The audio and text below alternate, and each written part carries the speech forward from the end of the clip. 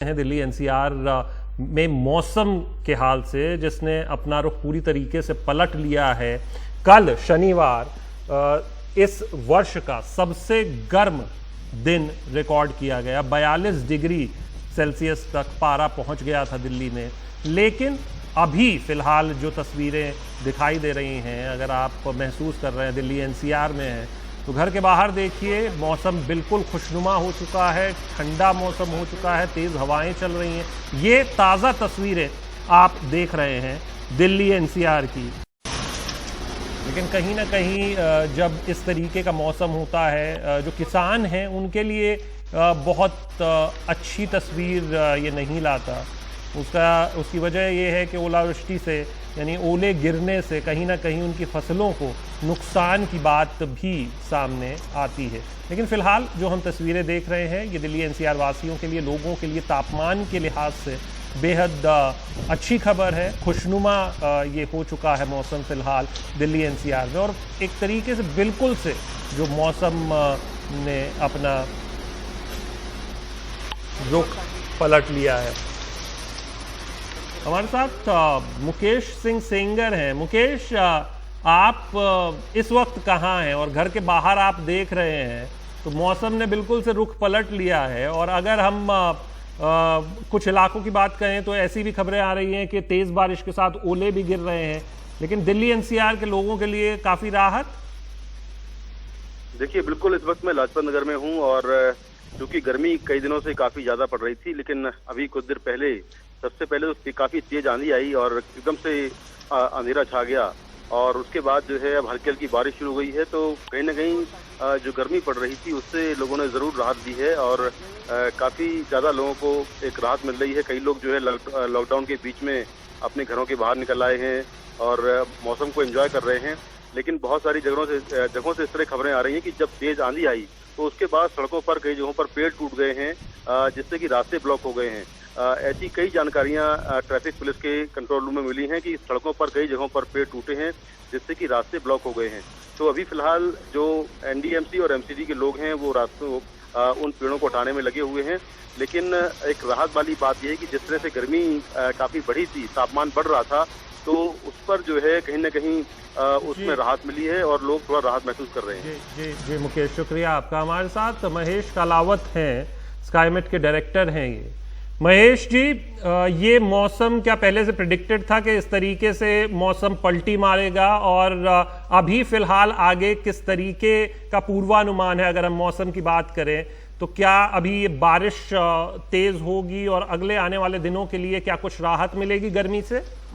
जी हाँ, अभी ये 14 मई तक on and off weather activity होती रहेगी, क्योंकि वेस्टर्न डिस्टर्बेंस है इस समय जम्मू कश्मीर के ऊपर, और उसके इफेक्ट से एक साइक्लोनिक सर्कुलेशन है पंजाब और हरियाणा के ऊपर।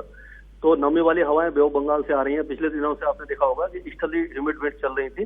तो अब क्या होगा कि एक्चुअली जो नॉर्थ हरियाणा और पंजाब और वेस्ट यूपी में काफी ज्यादा हैवी थंडर शावर हुआ है, आज हेलस्टॉर्म भी हुआ है। लेकिन जो दिल्ली और उसके आसपास इंटेंसिटी थोड़ी सी कम रही है, लेकिन विंड स्पीड काफी ज्यादा है। जैसे ही टेम्परेचर बढ़ते हैं, ह्यूमिडिटी होती है, तो गरजने वाले बादल बन जाते हैं। प्री मानसून एक्टिविटी कहते हैं इसको। तो अभी आगे के जो दिन होंगे उनमें इंटेंसिटी थोड़ी सी कम होगी, लेकिन दोपहर के टाइम में हमें उम्मीद है कि जब भी बादल ये टेम्परेचर थोड़ा बढ़ेगा तो इस तरह की एक्टिविटी 14 मई तक रहेगी, और उसके बाद ही हीट वेव आएगी, क्योंकि अप्रैल के एंड में और मई में हीट वेव आ जाती है। तापमान 45 डिग्री के आसपास चला जाता है, लेकिन इस बार टेम्परेचर इतना नहीं है, तो उसके बाद ही टेम्परेचर बढ़ेगा। महेश जी, एक और सवाल आपसे, क्योंकि कल ही हाईएस्ट टेम्परेचर रिकॉर्ड किया गया दिल्ली में 42 डिग्री सेल्सियस। तो मेरा सवाल ये था कि कहीं ना कहीं जब इस तरीके से बरसात अगर होती है, जैसा कि आप बता रहे हैं कि 3 से 4 दिन और, तो किसानों के लिए ये बहुत अच्छा नहीं होता, उनकी फसल को नुकसान भी होता है। तो ऐसे में क्या पंजाब के इलाके, क्योंकि आपने पंजाब का जिक्र किया, क्या वहाँ पर भी इस तरीके का कोई पूर्वानुमान है कि वहाँ पर बारिश हो सकती है, ओले गिर सकते हैं? कुछ जगहों से इस तरीके की खबरें भी आ रही हैं कि ओले भी गिरे हैं। जी हाँ, अभी ये नॉर्थ वेस्ट इंडिया में खास करके पंजाब, हरियाणा, पश्चिमी उत्तर प्रदेश, दिल्ली एनसीआर और नॉर्थ राजस्थान के साथ साथ एमपी के कुछ इलाकों में इस तरह की वेदर एक्टिविटी 2 दिनों तक रहेगी, और उसके बाद 13 और 14 तारीख को भी हल्की फुल्की होती रहेगी। और ज्यादातर जगह पर वैसे हार्वेस्टिंग हो चुकी है, तो बहुत ज़्यादा नुकसान होने की अभी उम्मीद नहीं है।